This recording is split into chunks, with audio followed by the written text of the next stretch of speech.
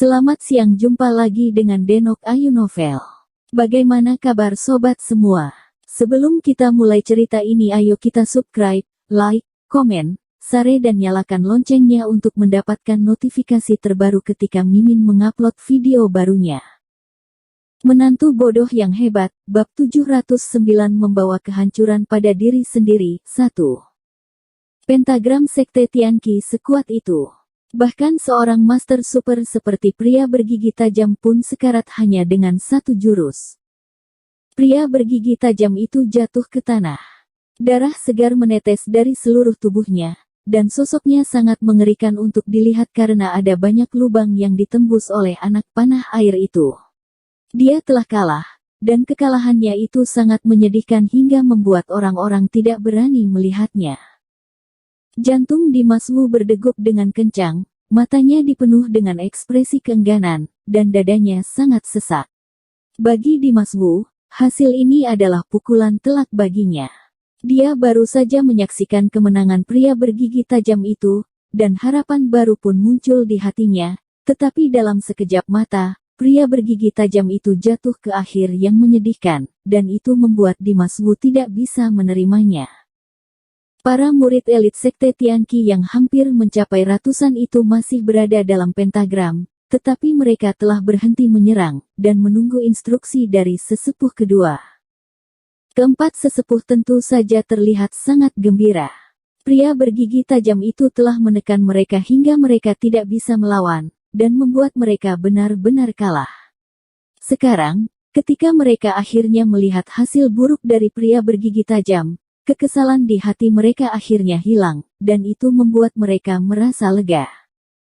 Sesepuh kedua memandang pria bergigi tajam yang tergeletak di genangan darah itu dengan ekspresi yang bangga, dan berkata dengan bengis, "Tidak peduli seberapa hebatnya dirimu, pada akhirnya kamu hanya akan mati, dan ini adalah akhir dari dirimu yang tidak tahu diri."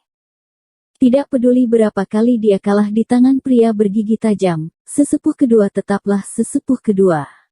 Dengan posisinya itu, dia dapat menggunakan pentagram untuk mengalahkan pria bergigi tajam, dan itu juga terhitung menghapus rasa malunya. Tentu saja, dirinya saat ini merasa sangat senang. Pria bergigi tajam tidak dapat menanggapi sesepuh kedua, dan dia juga tidak berniat untuk menanggapinya.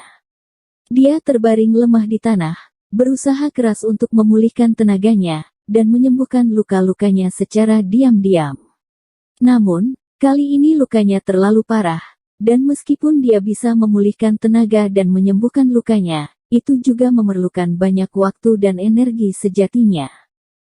Para sesepuh tidak bodoh. Mereka tentu saja telah mengetahui bahwa pria bergigi tajam itu sedang menyembuhkan dirinya sendiri. Frankie Yin menatapnya sekilas dan langsung menyarankan sesepuh kedua dengan berkata, "Sesepuh kedua, lebih baik bunuh dia sekarang agar dia tidak bisa berdiri lagi dan menghabiskan waktu kita." Frankie Yin sangat menanti-nantikan pria bergigi tajam itu mati, dan pada saat yang sama, dia juga khawatir keadaan akan berubah. Kekuatan sebenarnya dari pria bergigi tajam itu masih menjadi misteri. Oleh karena itu, mereka tidak boleh memberikan kesempatan pada pria bergigi tajam untuk berdiri dan bertarung lagi.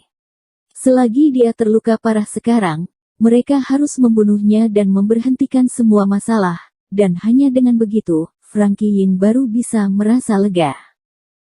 Sesepuh kedua secara alami setuju dengan kata-kata Frankie Yin. Niat membunuh muncul di matanya, dan tatapannya pun menunjukkan kebengisannya.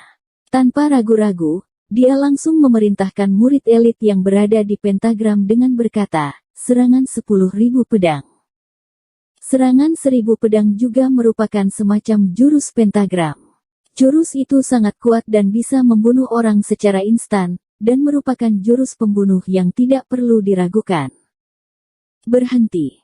Tanpa menunggu murid elit itu melancarkan jurusnya, Sylvia Bai dengan cepat berteriak dengan tegas. Para murid tidak segera melancarkan serangan setelah mendengar itu, melainkan hanya melihat ke arah sesepuh ketua. Sesepuh kedua menatap Sylvia Bai dengan tatapan yang dingin, dan berkata dengan sikap yang dingin, "Kenapa? Apa lagi yang ingin kamu katakan?" Sylvia Bai sangat tidak senang dan berkata dengan marah, awalnya dia telah menang, dia bahkan melepaskan kalian dan tidak membunuh kalian. Kenapa kalian ingin membunuhnya? Sylvia Bai tentu saja tahu bahwa jika pria bergigi tajam itu tidak sengaja berbelas kasihan, sesepuh kedua dan yang lainnya pasti tidak akan bisa keluar hidup-hidup dari dunia pikiran, dan lebih tidak mungkin memiliki kesempatan untuk pamer di sini. Setelah mendengar itu, Frankie Yin pun langsung berteriak dengan marah, Sylvia Bai, berhentilah membelanya. Dialah yang membuat pertapaanku berkurang banyak, dia adalah orang rendah yang menyerang orang tinggi, memukul kami berempat hingga kami terluka parah, dan kehilangan muka. Bagaimana mana mungkin kami bisa melepaskannya? Kebencian Frankie Yin terhadap pria bergigi tajam sangatlah dalam, dan dia berharap dia bisa menghancurkan pria bergigi tajam itu sekarang juga. Karena itu, bagaimana mungkin dia bisa memberi muka ini kepada Sylvia Bai? Ekspresi Sylvia Bai sangat tidak senang. Dia menatap Frankie Yin dan berkata dengan sinis, dia bertarung dengan kalian karena mendengarkan perintahku. Kalian bisa terluka karena keterampilan kalian tidak lebih baik darinya. Jika bukan karena dia berbelas kasihan dan berinisiatif untuk menyingkirkan dunia pikiran, apa kalian pikir kalian masih memiliki kesempatan untuk berdiri di sini dan menyerangnya sekarang? Menantu bodoh yang hebat, bab 710 membawa kehancuran pada diri sendiri, 2. Kata-kata Sylvia Bai nyaring dan masuk akal, tetapi terdengar tajam dan kasar di telinga beberapa sesepuh itu. Setiap kata-katanya seperti tamparan yang menamparkan ke wajah mereka dan membuat mereka sangat malu. Sesepuh kedua bahkan sangat emosi hingga kepalanya terlihat mengeluarkan asap. Dia memelototi Sylvia Bai dengan ekspresi sinis, dan berkata tanpa sungkan, apa menurutmu kamu bisa menyelamatkannya hanya dengan kata-katamu itu? Kuberitahu padamu, dia bisa menjadi seperti itu semua karena kamu. Aku sudah pernah memberimu kesempatan, tetapi kamu sendiri yang tidak menghargainya. Semua sudah terlambat jika kamu menyesal sekarang. Setelah mengatakan itu, sesepuh kedua juga tidak ragu-ragu dan langsung melihat ke arah para murid pentagram untuk memberikan perintah lagi. Tetapi pada saat ini, Sylvia Bai tiba-tiba melompat, mendarat di depan pria bergigi tajam, dan menghadap langsung ke sesepuh kedua dan yang lainnya. Wajahnya tampak serius, dan dia pun berkata dengan tegas, aku akan berdiri di sini dan melihat, sampai mana kalian ingin membesarkan masalah ini. Maksud dari Sylvia Bai sangat jelas. Jika sesepuh kedua bersikeras untuk membunuh pria bergigi tajam, maka dirinya juga harus dibunuh. Ekspresi Dimas Wu berubah drastis setelah melihat itu, dan dia tidak menyangka bahwa masalah ini akan sampai seperti itu. Dia sudah menyalahkan dirinya sendiri karena pria bergigi tajam itu terluka karenanya, dan jika Sylvia Bai juga terlibat dalam masalah itu, maka dia akan merasa lebih buruk lagi. Hidupnya sama sekali tidak layak untuk mereka korbankan. Setelah mendengar itu, ekspresi sesepuh kedua tiba-tiba menjadi tidak senang, dan dia menatap Sylvia Bai dengan tatapan yang penuh dengan emosi. Jika bisa, dia tidak akan ragu untuk membunuh Sylvia Bai juga, tetapi Sylvia Bai adalah wanita sakti. Meskipun kekuasaannya sangat tinggi pun, akan sulit baginya untuk memutuskan hidup dan mati dari wanita sakti. Ketika melihat sesepuh kedua ragu-ragu, Frankie Yin langsung membujuknya dengan berkata, sesepuh kedua, sebaiknya perintahkan saja sekarang. Jika tidak, Sylvia Bai benar-benar mengira bahwa kita takut dengannya. Kebencian di hati Frankie Yin terlalu dalam. Dia sama sekali tidak peduli dengan status Sylvia Bai, dan hanya ingin Sylvia Bai mati bersama pria bergigi tajam itu. Setelah mendengar kata-kata Frankie Yin, sesepuh kedua tanpa sadar menggertakkan giginya. Dia menatap Sylvia Bai dan berkata dengan serius, Sylvia Bai, sebaiknya kamu menyingkir. Jika tidak, kamu bahkan tidak akan tahu bagaimana kamu mati. Akhirnya, sesepuh kedua masih tetap memberi Sylvia Bai kesempatan sekali lagi. Jika Sylvia Bai masih keras kepala dan tidak menyingkir, maka dia hanya akan mendapatkan kesulitan, dan sesepuh kedua tidak ada hubungan lagi dengannya.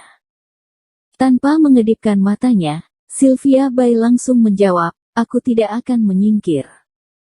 Tatapan mata sesepuh kedua menjadi bengis, dan dia pun berkata dengan sikap yang dingin, baiklah, karena kamu memang cari mati, aku juga tidak akan menghalangimu. Ingat, kamu sendiri yang memintanya. Setelah mengatakan itu, niat membunuh langsung terpancar dari mata sesepuh kedua. Dia melihat ke arah murid elit yang berada di pentagram, dan memerintah mereka dengan suara yang keras, serangan 10.000 pedang, lakukan. Jika wanita sakti meninggal, maka itu akan menjadi masalah yang besar, tetapi sesepuh kedua mempunyai alasan untuk membela dirinya. Karena itu, dia juga tidak akan sungkan lagi. Begitu mendengar perintah dari sesepuh kedua, para murid elit yang berada di pentagram itu seketika mulai bergerak. Mereka semua mengulurkan jari telunjuk dan tengah mereka pada saat yang bersamaan, dan mengumpulkan semua energi sejati tubuh mereka ke dua jari mereka. Kemudian, mereka perlahan-lahan melambaikan kedua jarinya. Terang-terang. Tiba-tiba, terdengar suara pedang yang banyak di langit yang luas itu. Bayangan pedang yang tak terhitung jumlahnya itu jatuh dari langit, dan langit yang luas itu seperti berubah menjadi lautan pedang. Bayangan pedang yang tak terhitung jumlahnya itu sangat ganas. Setiap pedang memiliki bilah menyilaukan yang tajam, penuh dengan niat membunuh, dan memiliki kekuatan yang mengejutkan dunia. Dalam sekejap, seluruh bayangan pedang itu bergetar dengan serempak, kemudian berkumpul menjadi satu, dan akhirnya membentuk susunan pentagram yang sangat besar. Simbol di atas susunan pentagram itu sepenuhnya terbentuk oleh bayangan pedang. Bayangan pedang itu seperti makhluk hidup yang berbaris dengan cepat, halus dan sangat misterius. Aura mengerikan keluar dari pentagram itu, dan memenuhi seluruh langit dalam sekejap. Ekspresi Dimas Wu langsung memucat ketika melihat bentuk susunan pentagram itu. Punggungnya seketika berkeringat dingin, dan jantungnya berdegup dengan semakin cepat.